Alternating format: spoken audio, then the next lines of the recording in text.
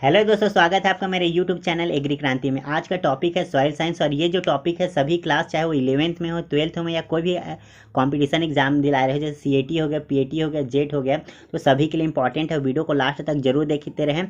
और मेरे चैनल पर नए हो तो चैनल को करें सब्सक्राइब, पास के जो बेल आइकन है उसको क्लिक करें ताकि मेरे न्यू वीडियो का नोटिफिकेशन आपको मिलते रहे। और वीडियो को करें लाइक और इसको ज़्यादा से ज़्यादा करें शेयर। Thank you. तो आज का टॉपिक है दोस्तों कि सॉइल साइंस। तो सॉइल साइंस को जानने से पहले हम ये जान लेते हैं कि सॉइल होता क्या है। तो सिंपल वर्ड में पृथ्वी की सबसे ऊपरी सतह जिसमें कृषि क्रियाएं किया जाता है वो क्या कहलाता है? सॉइल कहलाता है। और सॉइल के बारे में जब हम लोग स्टडी करते हैं तो वो क्या कहलाता है? सॉइल साइंस कहलाता है।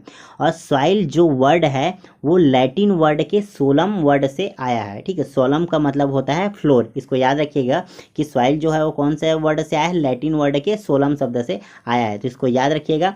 और सॉइल का दो ब्रांच होता है, सॉइल साइंस का दो ब्रांच होता है। एक होता है पेडोलॉजी, दूसरा होता है एडफोलॉजी। ठीक है, तो पेडोलॉजी क्या होता है, एडफोलॉजी क्या होता है, इसके बारे में हम लोग स्टडी करेंगे। तो पेडोलॉजी क्या होता है कि जब हम सॉइल का ओरिजिन हो गया, क्लासिफिकेशन हो गया, डिस्क्रिप्शन हो गया, इसके बारे में हम लोग जब अध्ययन करते हैं तो वो क्या कहलाता है? पेडोलॉजी कहलाता है। ठीक है, सॉइल का ओरिजिन, क्लासिफिकेशन, डिस्क्रिप्शन के बारे में जब हम अध्ययन करते हैं तो क्या कहलाता है? पेडोलॉजी कहलाता है। और जो पेडोलॉजी है वो दो ग्रीक वर्ड से मिलकर बना है। एक पैडॉन हो गया जिसका मतलब सॉइल होता है, लॉगस जिसका मतलब स्टडी। तो सॉइल स्टडी और किसके स्टडी? ओरिजिन, क्लासिफिकेशन और डिस्क्रिप्शन, तो वो क्या कहलाएगा? पेडोलॉजी कहलाता है। और पेडोलॉजी के जो फादर है वो वी डेकोचेव, इसको याद रखिएगा, मोस्ट इंपॉर्टेंट है। और सॉइल साइंस का भी जो फादर वो कौन है? वी डोकेचेव है। और पेडोलॉजी के अनुसार soil is a natural body, मतलब सॉइल क्या है? एक प्राकृतिक पिंड है। किसके अनुसार? पेडोलॉजी के अनुसार। फिर आता है एडफोलॉजी। एडफोलॉजी मतलब क्या होगा कि सॉइल हो गया और क्रॉप का जो ग्रोथ हो गया, इनके जब रिलेशनशिप के बारे में हम लोग अध्ययन करते हैं तो ये क्या कहलाता है? पेडोलॉजी कहलाता है। और एडफोलॉजी कहलाता है। और एडफोलॉजी भी दो ग्रीक वर्डों से मिलकर बना है। एक edaphos means soil, logos means discourse. ठीक है, और एडफोलॉजी के अनुसार soil is a natural habitat for plants, मतलब क्या हो गया कि सॉइल जो है पौधों के लिए प्राकृतिक आवास है। ठीक है, इसको याद रखिएगा कि एडफोलॉजी के अनुसार क्या है कि सॉइल जो है प्राकृतिक आवास है पौधों के लिए। और पेडोलॉजी के अनुसार क्या होगा कि सॉइल जो है प्राकृतिक पिंड है। ठीक है, नेचुरल बॉडी है, याद रखिएगा। फिर आता है सॉइल फॉर्मेशन।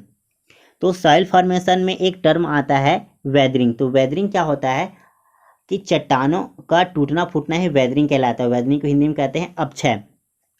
और जो सॉइल का निर्माण है वो बहुत ही स्लो प्रोसेस है। ठीक है, 1 इंच सॉइल का निर्माण करने में 800 से 1000 साल लग जाते हैं। ठीक है, इसको याद रखिएगा। और जोसेफ के अनुसार जो सॉइल निर्माण के फैक्टर है उसको दो भागों में डिवाइड किया गया है। एक एक्टिव फैक्टर हो गया सक्रिय कारक, दूसरा पैसिव फैक्टर हो गया अक्रिय कारक। तो इसको याद रखिएगा। तो एक्टिव फैक्टर के अंतर्गत कौन कौन से आते हैं? पैसिव फैक्टर के अंतर्गत कौन कौन से आते हैं?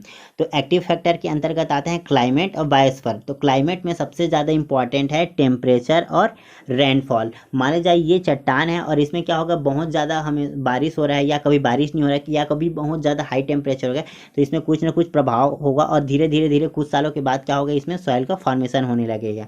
और बायोस्फीयर में वेजिटेशन ऑर्गेनिज्म आता है। तो वेजिटेशन आपने देखा होगा कि पहाड़ों में क्या होता है, छोटे छोटे पौधे उग जाते हैं, तो उनकी जड़ का एक्सटेंशन या पौधा जो सड़ गया या पौधे की पत्तियां गिरने के बाद सड़ जाते हो तो उसका डिकम्पोजिशन होता है। तो धीरे धीरे क्या होगा, कुछ सालों के बाद फिर सॉइल का फॉर्मेशन हो जाता है। पैसिव फैक्टर के अंतर्गत आता है पैरेंट मटेरियल, टोपोग्राफी और एज ऑफ लैंड। तो पैरेंट मटेरियल भी डिपेंड करता है कि सॉइल का जो फॉर्मेशन होगा वो किस तरह से होगा। और टोपोग्राफी भी डिपेंड करता है कि अगर उसका स्लोप कैसा है उसके हिसाब से सॉइल का फॉर्मेशन कितने जल्दी होगा और कितना लेट होगा। और एज ऑफ लैंड भी डिपेंड करता है कि सॉइल का जो फॉर्मेशन होगा वो कितना जल्दी होगा।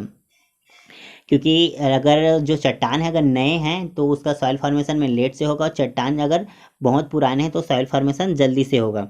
फिर आता है कि टाइप्स ऑफ रॉक्स। तो आप इसको कमेंट्स में बताइएगा कि रॉक्स के बारे में जब हम अध्ययन करते हैं, स्टडी करते हैं, तो कौन सा साइंस कहलाता है। ठीक है, तो रॉक्स जो होते हैं 3 तरह से होते हैं, अग्नियस रॉक्स, सेडिमेंट्री रॉक्स और मेटामॉर्फिक रॉक। इसको याद रखिएगा, ISM करके याद रख सकते हैं कि ये रॉक्स जो होते हैं वो 3 तरह से होते हैं, igneous rocks, sedimentary rocks, metamorphic rocks. ठीक है, तो अग्नियस जो रॉक होता है वो क्या होता है, तो जो जब ज्वालामुखी फटता है तो उससे लावा निकलता है, और लावा जब सॉलिड फॉर्म में आ जाता है और चट्टान का निर्माण होता है, तो ये चट्टान क्या कहलाते हैं, अग्नियस रॉक्स कहलाते हैं। और अग्नियस रॉक्स को मूल चट्टान या पेरेंट्स रॉक्स कहते हैं।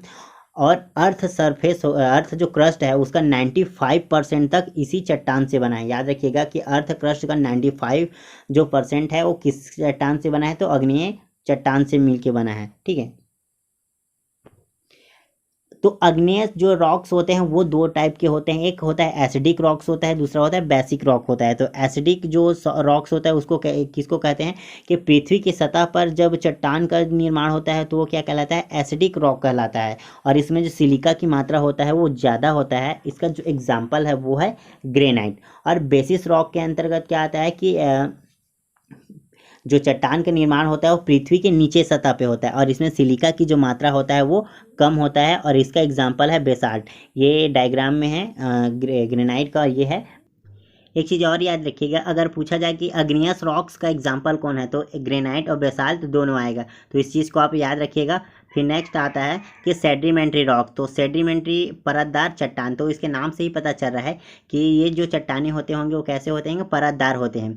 और जितने भी फॉसिल फ्यूल हो गया, पेट्रोलियम हो गया, वो कौन से चट्टान से मिलते हैं, तो वो मिलता है सेडिमेंट्री रॉक से मिलता है। ठीक है, किससे मिलता है, सेडिमेंट्री रॉक से मिलता है। और इसका एग्जाम्पल है लाइमस्टोन, सैंडस्टोन और डोलोमाइट। ठीक है, चूना पत्थर, बालू पत्थर और डोलोमाइट इसके एग्जाम्पल है। फिर आता है मेटामॉर्फिक रॉक। मेटामॉर्फिक क्या होता है कि सेडिमेंट्री रॉक्स और अग्नियस रॉक दोनों का ही फॉर्म होता है। इसका जो एग्जाम्पल होता है, और एक चीज़ और एक याद रखिएगा, मेटामॉर्फिक दोनों रॉक से सबसे ज़्यादा ये हार्ड होता है। ठीक है, और इसका एग्जाम्पल है नीस, मार्बल, मार्बल मतलब संगमरमर, इसका बेस्ट एग्जाम्पल है ताजमहल, क्वार्टर्स और स्टेल है।